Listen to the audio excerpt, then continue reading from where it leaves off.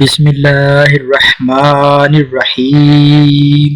ہمارا آج کا عنوان ہے اعمال شعبان المعظم۔ 15ویں شعبان المعظم کی یہ رات بڑی بابرکت رات ہے۔ مولا آقا امام جعفر صادق علیہ السلام فرماتے ہیں کہ امام محمد باقر علیہ السلام سے نیمہ شعبان کے اعمال کی رات کے بارے میں پوچھا گیا تو فرمایا یہ رات شب قدر کے علاوہ تمام راتوں سے افضل ہے، بس اس رات تقرب الہی حاصل کرنے کی کوشش کرنا چاہیے۔ اس رات خداوند متعال اپنے بندوں پر فضل و کرم فرماتا ہے اور ان کے گناہ معاف فرماتا ہے۔ خداوند متعال نے اپنی ذات مقدس کی قسم کھائی ہے کہ اس رات وہ کسی سائل کو خالی نہیں لوٹائے گا سوائے اس کے جو معصیت و نافرمانی سے متعلق سوال کرے۔ خداوند نے یہ رات ہمارے لیے خاص کی ہے جسے شب قدر کو رسول اکرم صلی اللہ علیہ وآلہ وسلم کے لیے مخصوص فرمایا۔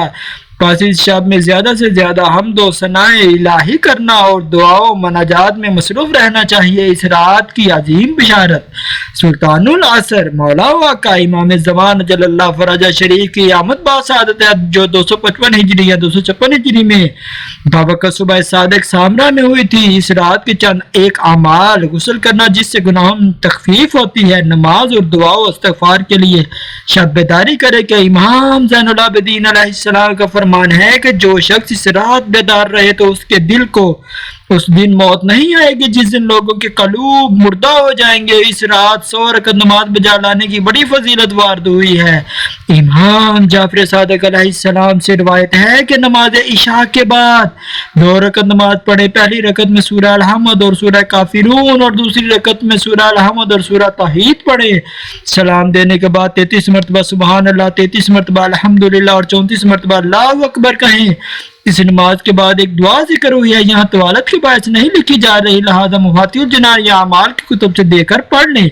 اس رات کا سب سے بہترین عمل مولا آقا امام حسین علیہ السلام کی زیارت ہے کہ جس سے گناہ معاف ہوتے ہیں۔ جو شخص یہ چاہتا ہے کہ 1,24,000 پیغمبر اسے مصافحہ کریں تو وہ کبھی اس رات یہ زیارت ترک نہ کرے۔ امام علیہ السلام کی چھوٹی زیارت بھی ہے کہ اپنے گھر کی چھت پر جائے تو اپنے دائیں بائیں نظر کرے، پھر اپنا سر آسمان کی طرف بلند کر کے یہ کلمات کہے: السلام علیکہ یا عبداللہ، السلام علیکہ رحمت اللہ وبرکاتہ، سلام ہو آپ پر اے ابو عبداللہ، سلام ہو آپ پر اور اللہ کی رحمت اور اس کی برکتیں۔ کوئی شخص جہاں بھی اور جب بھی امام حسین علیہ السلام کی یہ مختصر زیارت پڑھے تو اس کو حج و عمرے کا ثواب ملے گا۔ وہ صلوات پڑھیں جو ہر روز بوقت زوال پڑھی جاتی ہے۔